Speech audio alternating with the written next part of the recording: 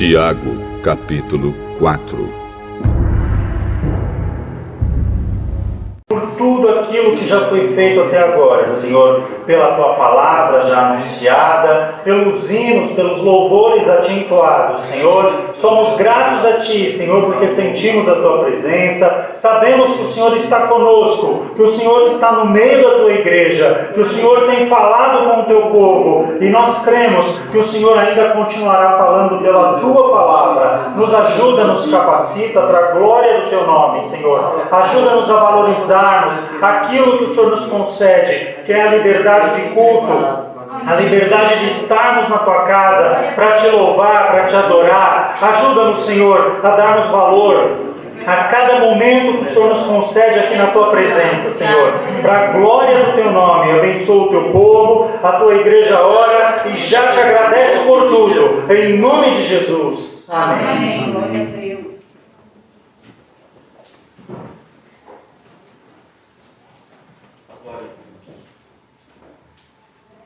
Tiago, capítulo 4, versículo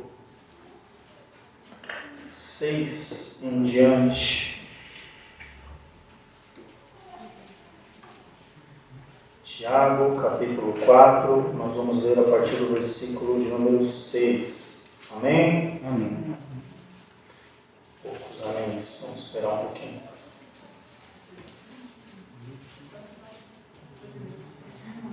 Tiago, lá no finalzinho, antes de Pedro. Não ajudou muito.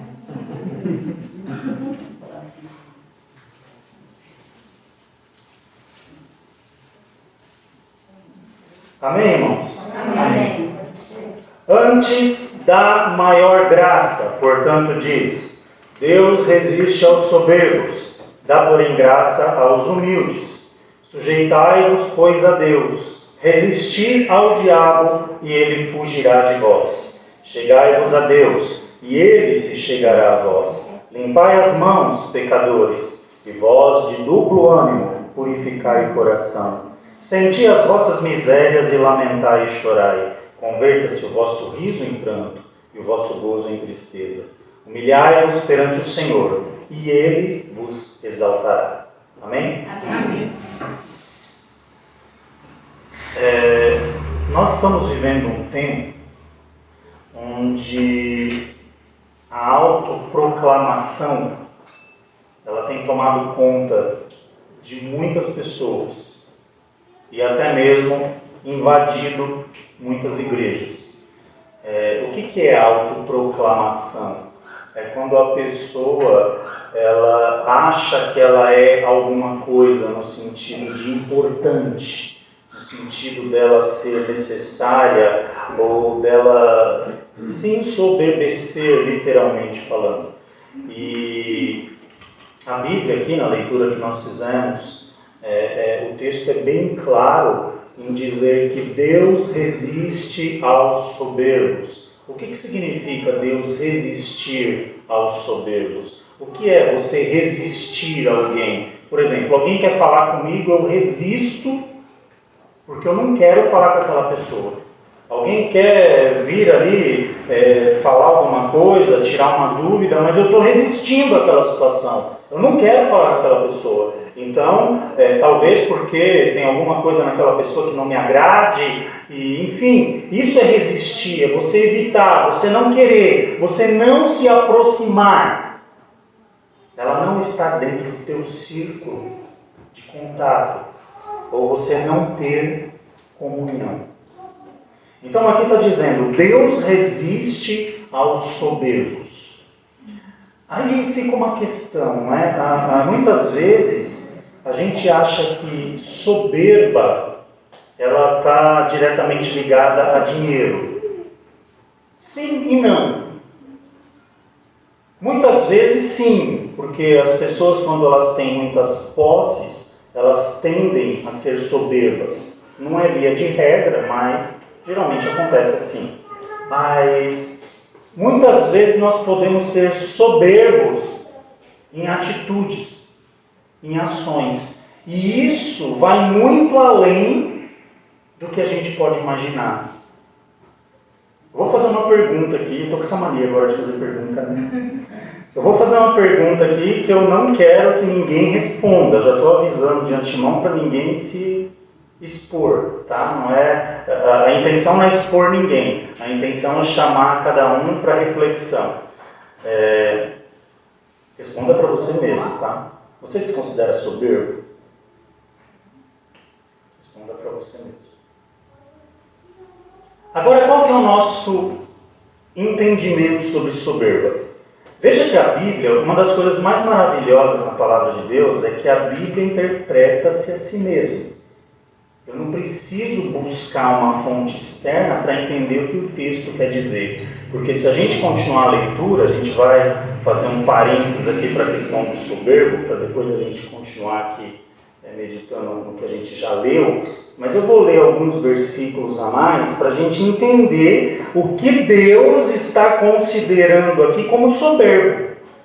Porque às vezes a gente pensa assim, eu não sou soberbo porque eu vivo uma vida simples, eu tenho uma vida simples, eu moro numa casa simples, eu me visto de uma forma simples, eu sou simples para falar, eu ando com simples. Mas isso não te isenta de você ser soberbo dentro de você.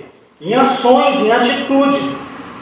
Veja bem, o versículo que nós lemos foi até o 10, né? Humilhar-vos perante o Senhor e Ele vos exaltará. Veja o que diz do 11 para frente. Irmãos, não faleis mal um dos outros. Quem fala mal de um irmão e julga seu irmão, fala mal da lei e julga a lei. E se tu julgas a lei, já não és observador da lei, mas juiz.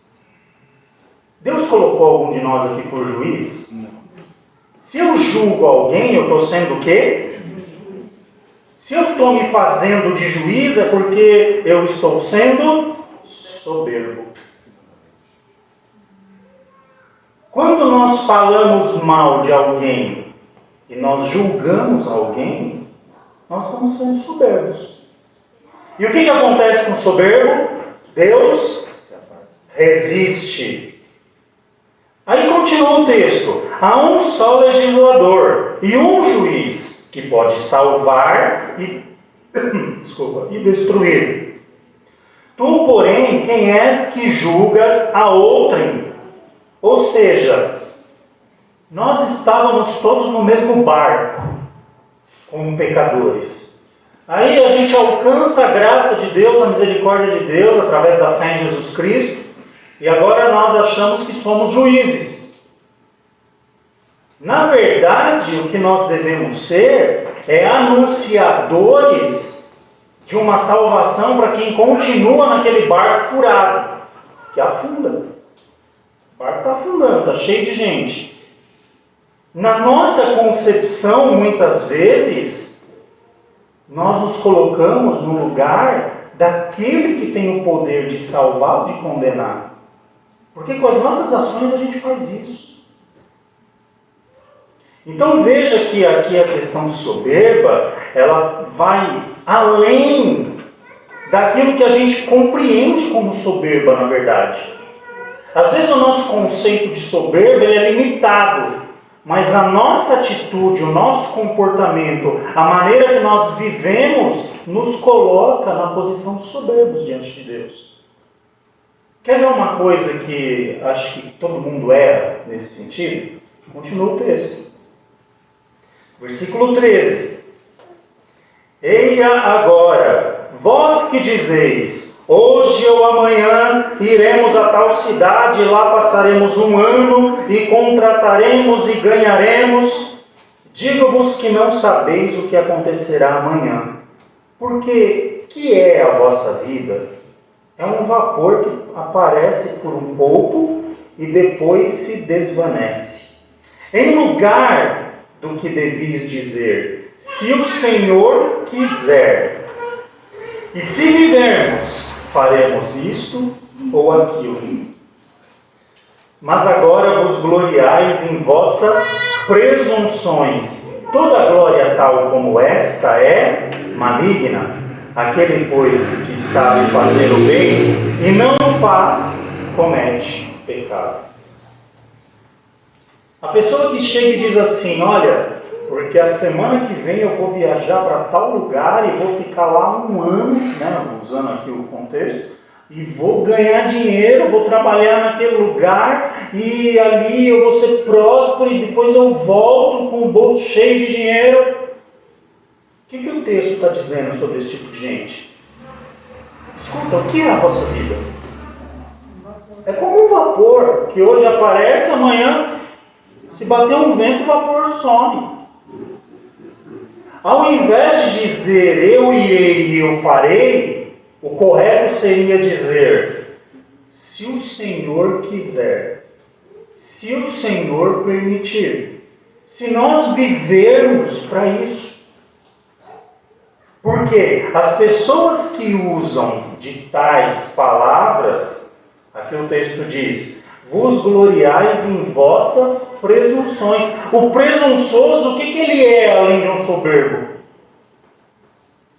Veja, por que eu estou falando tudo isso? Porque são coisas pequenas do nosso dia a dia que às vezes nos atrapalha no relacionamento com Deus. Porque às vezes nós somos soberbos. O nosso conceito de soberbo é muito limitado perto do que a Bíblia entende como soberba. Qual foi a causa de Saul ter sido reprovado por Deus? Se não a soberba. Lembra? Quem que proclamou Saul rei? Deus. O povo não queria um rei? O povo não foi lá reclamar para Samuel? Samuel, queremos um rei porque as nações possuem o rei e nós também queremos ser igual às demais nações. Samuel ficou até meio indignado, falou, orou a Deus, falou, Senhor, estão me rejeitando, eu sou juiz há tanto tempo aqui e tal, tenho feito meu trabalho com dedicação. E Deus falou para Samuel, não Samuel, não estão rejeitando você não, antes eles estão rejeitando a mim. Porque o governo de Israel até então era teocrático. O que significava isso? Deus falava, o profeta anunciava e o povo cumpria aquilo que Deus queria.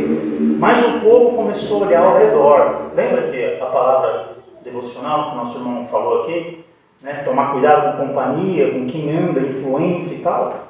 Quer dizer, o povo começou a olhar ao redor e queremos um rei. Ainda Samuel fala, olha gente, vocês vão querer um rei. Se vocês tiverem um rei, vocês vão ter que dar os seus filhos para a guerra. Vocês vão ter que dar suas filhas como concubinas do rei. Vocês vão ter que pagar impostos pesados para manter o reino e tal. Para manter o palácio, porque o rei não vai trabalhar, ele vai governar. Não tem problema, nós queremos um rei. O povo estava obstinado a querer um rei. Aí Deus vai lá, manda selecionar um homem da tribo de Benjamim. Quer dizer, quem escolheu Saul? Foi Deus. Deus errou na escolha? Não. O problema é que o coração de Saul, após ter sido proclamado rei, se ensoberbeceu. A ponto que Saul ele era rei somente. Samuel, ele era profeta e sacerdote. Toda parte de oferta a Deus, toda parte que se diz ao culto a Deus, cabia a Samuel. Deus não tinha tirado Samuel da sua posição para colocar Saul. Saul era rei. Sacerdote e profeta era Samuel. O que acontece?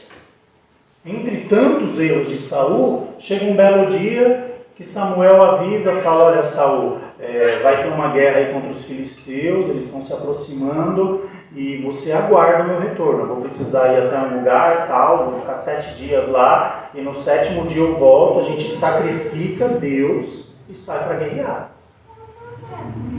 Tá bom? Tudo bem, tudo bem. Passaram-se os dias, Samuel não voltava, mas estava dentro dos 7 dias ainda, não tinha estourado o prazo.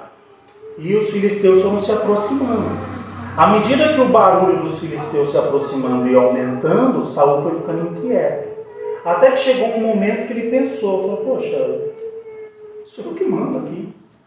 Eu estou ouvindo a voz do Samuel, ele me deu uma ordem para fazer uma coisa, mas o rei aqui da história sou eu.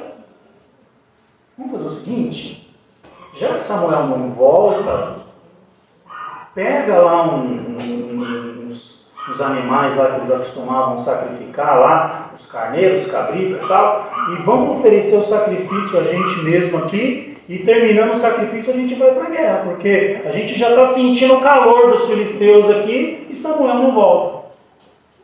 Quando Saul tomou essa posição, que ele terminou de oferecer o sacrifício, quem que aparece? Samuel. Quando Samuel olha para Saul, ele diz assim: Saul, hoje o Senhor confirmaria o seu trono sobre todo Israel. Hoje a tua eleição como rei, pela tua obediência, seria confirmada por Deus. Deus escolheu e Deus iria confirmar, mas diante da sua atitude soberba, imprudente, pela tua falta de obediência à voz do Senhor, Deus vai levantar alguém melhor do que você para ficar no teu lugar. Veja, a soberba de Saul criou o que entre ele e Deus? Uma resistência. A ponto que Samuel foi orar a Deus e Deus mandou Samuel ficar quieto. Não ore por ele porque eu não ouvirei. Não adianta mais orar. Estou decidido. Resistir a Saul. Não quero mais saber de Saul. Por causa de quê? Soberba. Veja que essa situação ela é muito séria quando nós nos colocamos no lugar de juízes, por exemplo.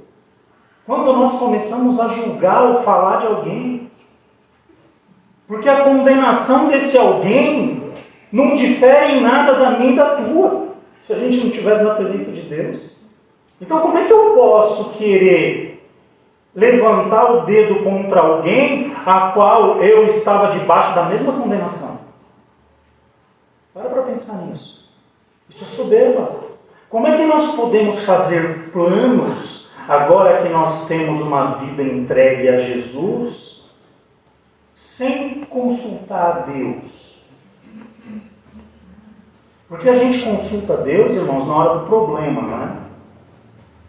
São poucas pessoas que têm o costume de consultar Deus. Principalmente se for para melhor, né? É aquela famosa história, a proposta de promoção no emprego. Senhor, é do Senhor ou não é? Porque tem gente que já pensa, é bênção, glória a Deus e aleluia. Davi, quando foi perseguido por Saul, ele ficou 13 anos sendo perseguido por Saul, mais ou menos. Ele teve 2 oportunidades de matar Saul.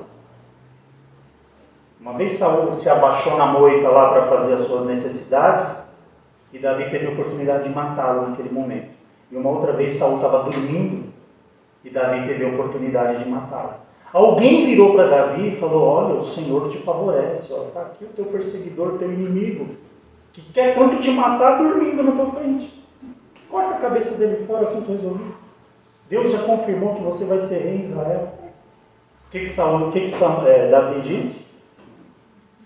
Eu levantar a mão contra o ungido do Senhor? Jamais. Deus colocou ele, Deus tira. Não vou interferir nesse negócio, esse negócio é com Deus. Tem situações que parecem bênção, não parece? Se Davi já tivesse naquele dia que ele não aguentasse mais fugir, já não aguento mais ser perseguido, já não aguento mais dormir em caverna, já não aguento mais passar fome, passar sede, já não aguento mais lutar a favor do povo e ganhar guerra para eles e depois ter que fugir de Saul. Vamos acabar com esse negócio? Deus falou que eu vou ser rei? Obrigado, Senhor. O Senhor está colocando ele dormindo aqui na minha frente. É para mim já liquidar essa fatura, acabar com esse negócio. Vou matar Saul e vou assumir o trono. Ele não podia ter pensado isso? Ele não podia ter pensado: olha, Deus me favorece hoje. Mas o que ele pensou? Ele temeu a Deus. Ele se sujeitou a Deus. E a gente precisa entender essas coisas. Por quê? Você sabia que você tem um dom? Você sabia que você tem um dom? Ah, mas como assim eu tenho um dom? Você tem um dom, eu também tenho um dom. Nós temos um dono. Quando nós falamos que nós fomos remidos por Jesus, o que isso significa? Nós somos comprados. Qual é o preço que Jesus pagou por mim e por você? Quem sabe? O sangue. Foi sacrifício. Ele deu a vida por mim e por você. Nós temos um dono. E quem tem dono faz o que quer. Anda do jeito que quer. Pensa da maneira que quer. Toma suas ações de acordo com aquilo que imagina. Não. Porque nós temos um dono. E tudo isso, quando nós entramos por esse caminho de tomar as nossas próprias decisões por nossa conta, sabe o que isso é para Deus? Soberba da nossa parte. Então veja que a gente incorre nesse erro da soberba muito mais do que a gente imagina. Ah, porque eu vou em tal lugar. Eu conheço um pastor, eu não vou citar nome aqui, tá? Mas eu conheço um pastor que uma vez ele foi convidado para ir pregar numa igreja. Interessante essa história. E ele sentiu no coração que não era para ele ir. Mas ele ficou sem jeito de rejeitar o convite do irmão. E ele acabou ali meio desconcertado e não sei o que, e eu vou atender o convite. Eu ia na igreja pregar, hein? E Deus falou para ele mais uma vez, não vá, porque a igreja devia estar com algum problema lá, não lembro bem da história, e Deus não estava a favor daquele negócio que estava sendo feito lá, não sei se era uma festividade, o que era. Ele falou, não vai, não é para ele. E ele foi. No meio do caminho, os caras vieram e roubaram o carro dele. Levaram ele para umas quebradas lá para o lado de Diadema lá, e deixaram a esposa num certo ponto e andaram com ele mais um pedaço longo lá. Graças a Deus não fizeram nada de mal. E depois largaram ele no caminho e sumiram com o carro dele. No outro dia ele achou o carro intacto, não tinham feito nada. Foi simplesmente para ele não chegar aonde Deus não queria que ele fosse. A nossa vida, irmãos, ela é regida por Deus em tudo. Se a gente não aprender a entrar por esse caminho, tem gente que acha que isso é fanatismo. Eu já ouvi pessoas dizerem, mas isso é fanatismo, você vai orar a Deus para ir no mercado? Lógico que eu vou. Porque Deus me abençoa, eu vou pegar uma promoção, vou gastar menos. Deus vai prosperar a minha ida lá. Por que eu não vou orar a Deus para ir no mercado? Por que eu não vou orar a Deus para ir na padaria? Por que eu não vou orar a Deus por aquilo que eu preciso fazer no dia? Mas a gente acha que a gente só deve consultar a Deus nas coisas que geralmente implicam em problemas para nós, não é? Quando a gente tem um problema para resolver. E por que não consultar a Deus naquilo que a gente faz no cotidiano? Sabia que isso é sinal de soberba? É como se nós disséssemos assim, é aquela mensagem que você manda subliminarmente, aquela mensagem silenciosa, né? Quem é casado sabe bem o que é isso. Quando a mulher só te dá aquela olhada assim que ela não precisa falar nada, né? Então, é aquela situação que às vezes nós falamos assim para Deus, Senhor, deixa que aqui eu cuido. O Senhor cuida daqueles problemas ali que são complicados. Esse aqui, deixa que aqui está tranquilo. Eu faço como eu quero, eu vou agir como eu quero, eu vou onde eu quero, eu volto a hora que eu quero, eu falo com quem eu quero, eu faço da maneira que eu achar que eu tenho que fazer.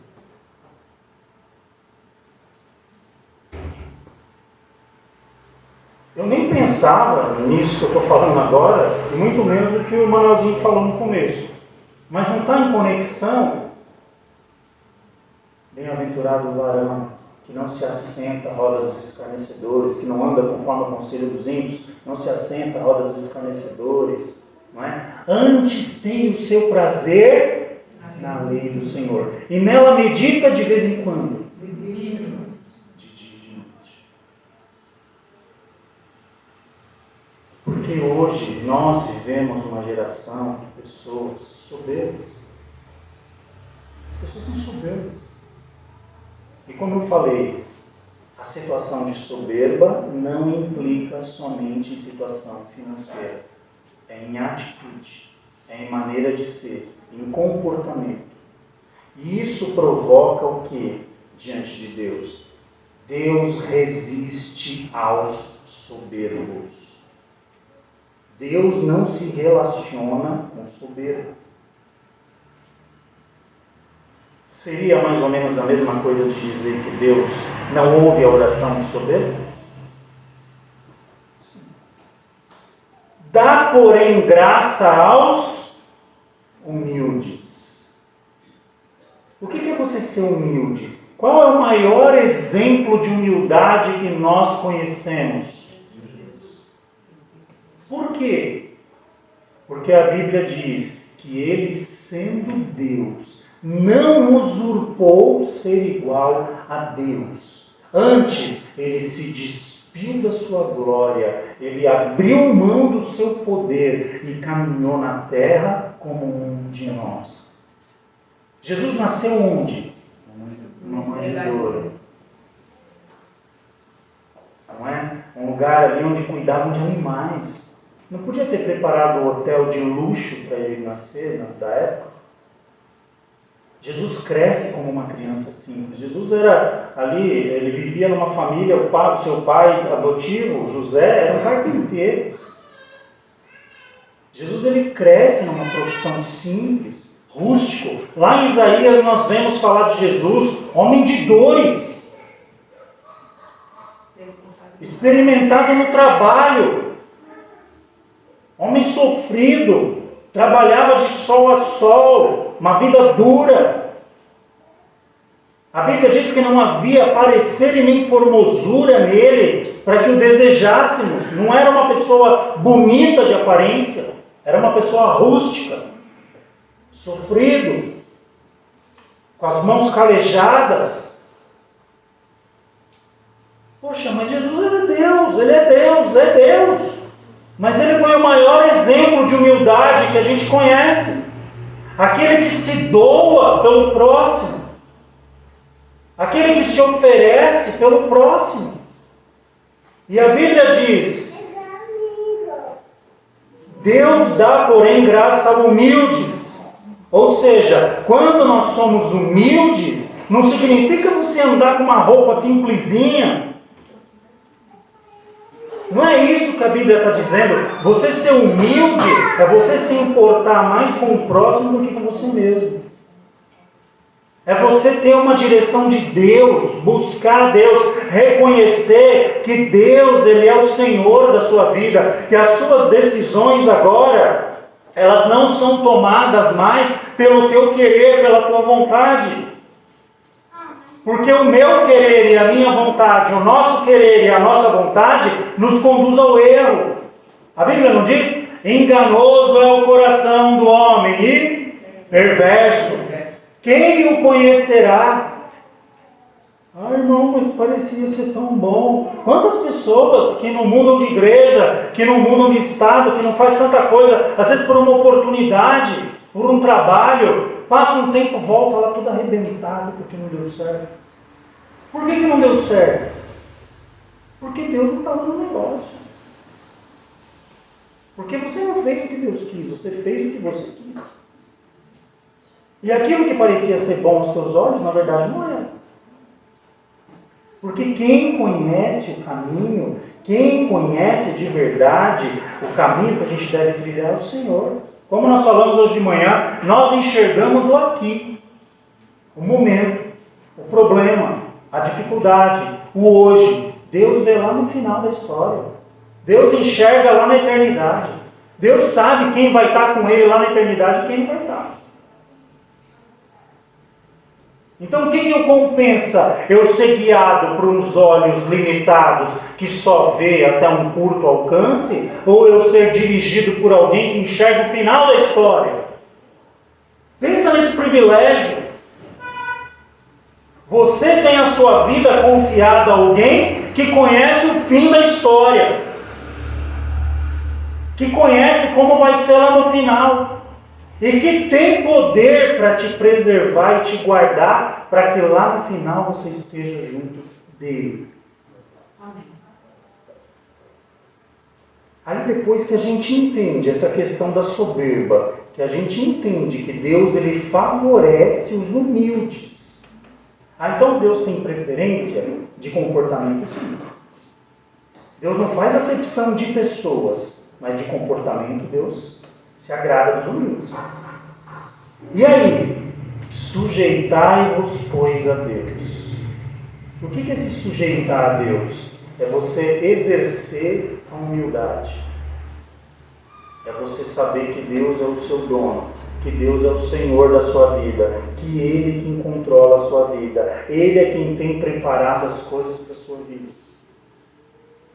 É fácil isso? Não é. Precisa de quê?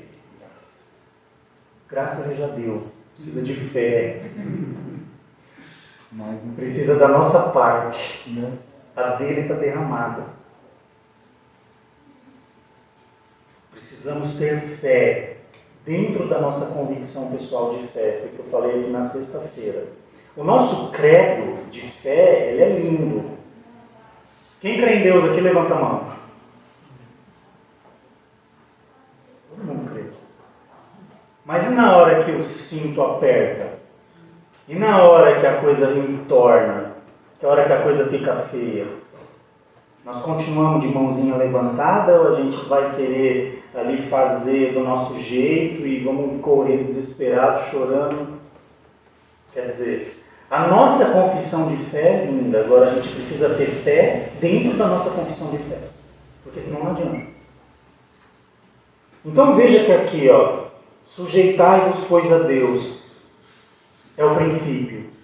Aí depois, resisti ao diabo e ele fugirá de vós. Por que tem gente que não consegue se livrar do pecado? Por que tem gente que não tem força, não consegue deixar uma situação, uma velha vida, não tem um processo de conversão de verdade na vida dela? Primeiro, porque ela não se entregou a Deus, ela continua sendo soberba. E Deus não tem negócio com soberbo. Segundo, porque ela não se sujeita a Deus. Porque para você se sujeitar a Deus, você tem que ser humilde. Você tem que ser humilde a tal ponto de reconhecer que você, por tua força própria, pela tua própria capacidade, você não consegue conduzir a sua vida da maneira que Deus deseja. Você precisa viver uma vida na direção de Deus. Depois que você consegue alcançar essa maturidade espiritual, aí você resiste o diabo. E ele foge. Ele não foge porque ele tem medo de você. Ele foge porque ele vê que a tua vida está pautada em Deus. Não é que você é super crente agora. Ele vê que a tua vida está sendo dirigida por Deus. Então as investidas dele automaticamente vão ser frustradas. Agora, se a pessoa não se encaixa na questão da humildade e não se sujeita a Deus, com certeza ela vai querer resistir o diabo, porque ninguém tem prazer em sair fazendo besteira por aí. Mas vai conseguir? Não. Porque ela pulou o princípio. E princípio, pelo próprio nome, já diz. É o começo de uma situação. Se você não começar por ali, a coisa não anda, não vai para frente. É a mesma coisa de eu querer construir uma casa sem fundação. Qual que é o princípio da construção? É o planejamento e a fundação. Você constrói alguma coisa se não fizer fundação? Constrói. Pode até construir, mas se construir vai acontecer o quê? A Bíblia fala sobre isso, né? Do homem prudente que edifica a sua casa sobre a rocha e do outro insensato Sinônimo de insensato, louco, que constrói a casa sobre a areia.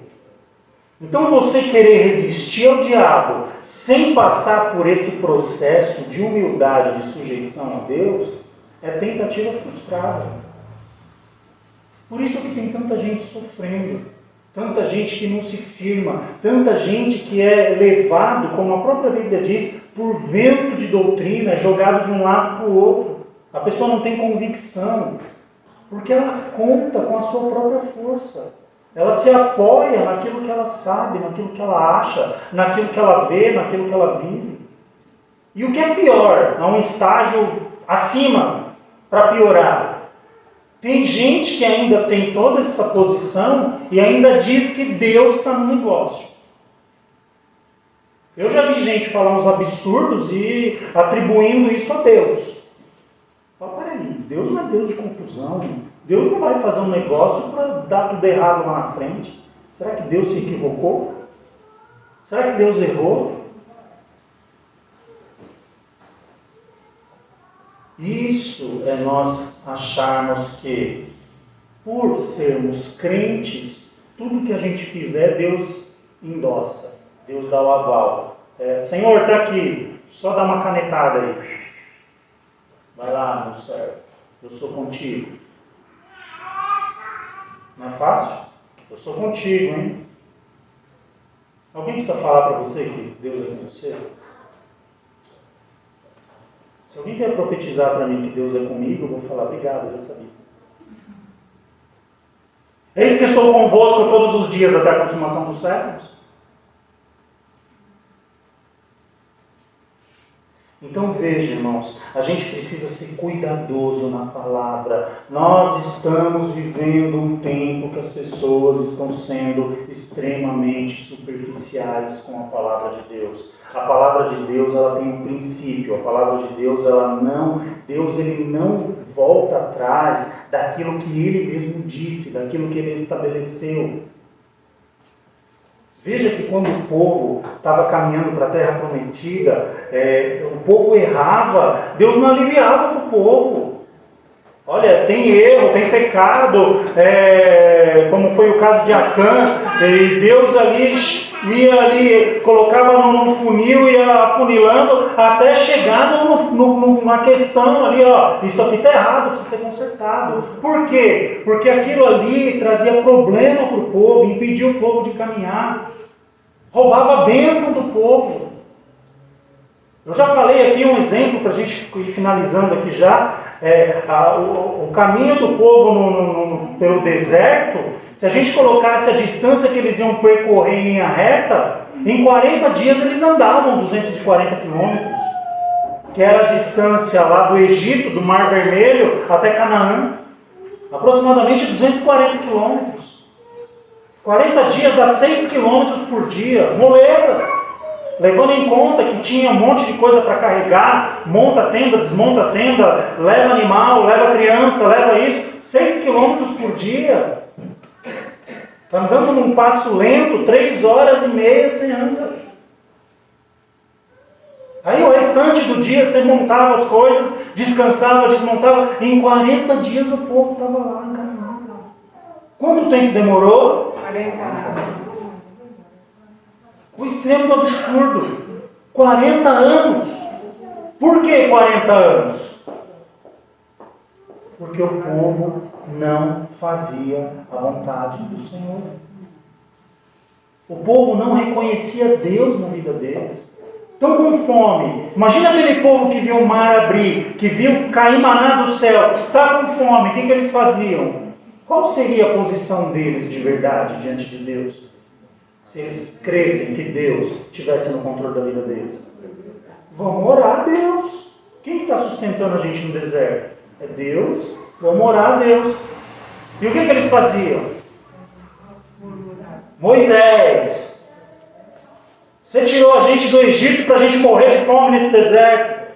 Lá a gente comia cebola, comia pepino. Lá a gente tinha casa para dormir, tinha uma cama para deitar. Não dormia no relento. E eles eles esqueciam que a promessa, aquilo fazia parte do estágio para eles alcançarem o objetivo da promessa. Mas eles não se enquadraram naquilo. E toda vez que a gente não se enquadra naquilo que Deus deseja para nós, já viu quando alguém é reprovado no final do ano? Você faz a prova final lá, a média e tal, você soma tudo do ano inteiro, poxa, faltou um ponto. O que acontece? Estudar de novo. Repetiu o ano. Perdeu o ano, não é assim que fala? Às vezes a gente está perdendo de querer fazer como a gente quer. Porque se a gente se sujeitar a Deus, a gente vai ter força para resistir ao diabo. Se a gente resistir ao diabo, os embaraços do inimigo na nossa vida vão cair por terra. E os embaraços que o diabo colocar caindo por terra, a gente vai conseguir avançar. E a gente vai glorificar o nome do Senhor com as nossas ações. Ah, mas é simples assim? É simples assim. O difícil Jesus já fez. Ficou a parte simples para a gente, mas que a gente complica. A gente dificulta. Porque a gente não entra por esse caminho. Nós estamos prontos para julgar, nós estamos prontos para condenar, nós estamos prontos para fazer os nossos projetos e simplesmente a gente deixa Deus de lado. E quando a gente age assim, a gente se torna soberbo diante de Deus. E quando somos soberbos diante de Deus, o relacionamento interfere. Está atrapalhando. Aí é que eu... Veja, quantas pessoas que não vão para a igreja para sorrir, não é? Quando eu falo sorrir, é para ser abençoado. Sabe o que o texto está dizendo aqui? O contrário disso, ó. Versículo 8. Chegai-vos a Deus, e Ele se chegará a vós. Limpai as mãos, pecadores, e vós de duplo ânimo purificai o coração. Olha o nome. Senti as vossas misérias e lamentai e chorai. Converta-se o vosso riso em pranto, e o vosso gozo em tristeza. Por que isso? Por que está dizendo isso aqui? Para você, ao invés de rir, você chorar. Ao invés de você ter prazer, você ter tristeza. Isso aqui é diante a nossa realidade como pecador. A minha realidade de pecador não me traz alegria. A minha realidade de pecador não me traz gozo, não me traz prazer.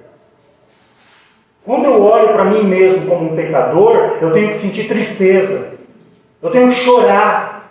E reconhecer o quê? Que eu dependo de Deus para não estar nesse estado miserável de pecador. E aqui diz, no 10, humilhai-vos perante o Senhor, e Ele vos exaltará.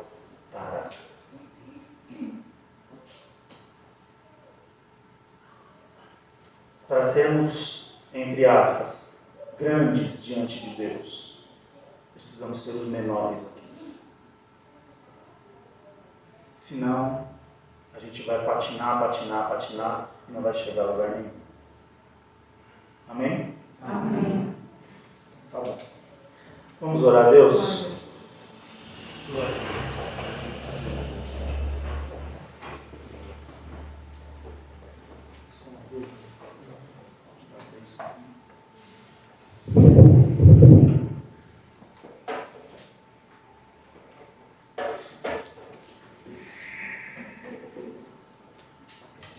Pode ser novamente? Amém. Vamos orar? Amém. Agradecer a Deus pelo cuidado dele com as nossas vidas, né? Amém. Senhor, nosso Deus e Pai. Pai, nós te agradecemos, Pai. Te agradecemos pela Tua palavra que tem falado aos nossos corações, Pai. Te agradecemos, Pai, pois somos tão pequenos, Pai, tão limitados, e o Senhor tem um amor tão grande por nós, Pai, que tem nos direcionado em todos os momentos, Pai. Pai, nós te agradecemos, Pai, porque nós não merecíamos tão grande amor sobre as nossas vidas, Pai. Nós não merecíamos tão grande cuidado sobre as nossas vidas, Pai. Nós não merecíamos nada, para falar a verdade, Senhor. Mas o Senhor olhou para nós com o teu olhar misericordioso, Senhor. E o Senhor, a tua graça nos alcançou, Pai. E nós te pedimos nesse momento, Pai, nos ajuda a continuar na caminhada, Senhor, te louvando, te engrandecendo, andando na tua presença, Pai. Oh, Pai amado, para que te servir melhor, para te engrandecer, para te exaltar, para te glorificar, para que o teu nome seja exaltado em todos os momentos, Pai. Sabemos das nossas limitações, sabemos das nossas fraquezas, Pai. Sabemos de tudo, Pai, mas nós sabemos que nós servimos a um Deus grande, a um Deus maravilhoso, a um Deus misericordioso, a um Deus que entra nesse lugar e nos enche da tua alegria e da tua presença, Pai. Nós sabemos o Deus que nós servimos, Pai. Oh, Pai amado, e pela tua graça, Senhor, nós podemos nos alegrar na tua casa, na tua presença, na presença dos nossos irmãos, Pai. Nós podemos ouvir a tua voz, Pai. Amado, show que ele cai. Oh, Pai amado, nós te agradecemos por tão grande cuidado, Senhor. Te agradecemos pela tua direção, Pai. E nós te pedimos também, leva-nos na tua santa paz, Senhor. Guarda-nos, Senhor, livra-nos de todo mal, dá-nos uma semana abençoada, Senhor, para que possamos, Pai, oh, Pai amado, na quarta, na sexta, no domingo, estamos aqui, Senhor, adorando o Teu santo nome, te glorificando, Pai, exaltando o Teu santo nome todos os dias, Pai, e não somente nos dias de culto, mas em todos os dias das nossas vidas, que nós possamos te adorar, Pai, adorar com o nosso viver, com o nosso comportamento, Pai, com tudo que nós podemos te entregar de melhor, Pai. No nome de Jesus nós te pedimos, Pai, e no nome de Jesus nós já te agradecemos. Amém. Que o grande amor de Deus, a graça do nosso Senhor e Salvador Jesus Cristo e as ricas consolações do Espírito Santo sejam conosco, não somente hoje, mas para todo sempre. Todos nós digamos Amém. Que Deus abençoe a cada um dos irmãos.